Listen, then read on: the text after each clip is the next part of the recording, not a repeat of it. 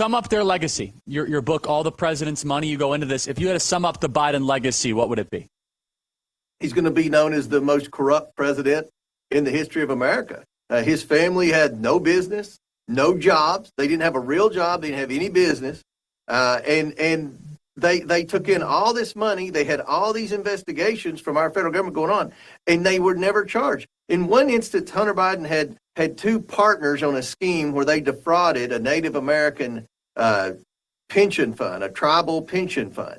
There were three of these guys: Jason Galanis, Devin Archer, and Hunter Biden. Jason Galanis has been in prison for a decade over this. Devin Archer's about to go to prison, and Hunter Biden was never even questioned. So how can you have three equal partners on a scam, and the other two go to prison, and one gets off scot-free? That's the definition of the Biden family. Joe has always played the plausible deniability card, but in every instance where the Bidens received a huge sum of money, $1 million plus wire, days before, Joe just miraculously either had dinner with them or did a conference call with them or played golf with them. And throughout the whole 2020 campaign, when this laptop was revealed and some of this information was in there, Joe said he never met any of these people. It was Russian disinformation. So Joe Biden's the most dishonest president. He's the least transparent president. And I would argue he's the most corrupt president in our nation's history. In closing here, Congressman, what does the work schedule look like for you guys out of the gate here? I know it's ambitious. I know you have a lot of things going on right now. What can we expect out of the House of Representatives and the work agenda coming ahead?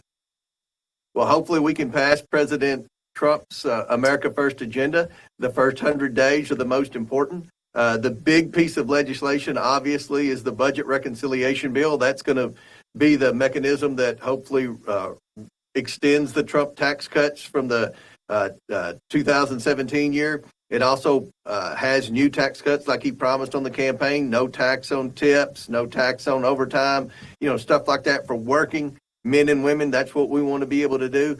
President Trump's going to secure the border on day one.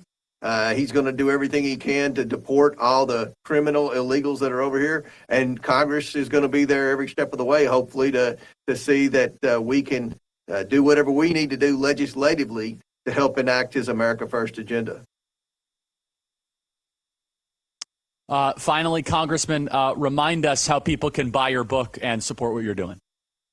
Well, All the President's Money is at bookstores everywhere.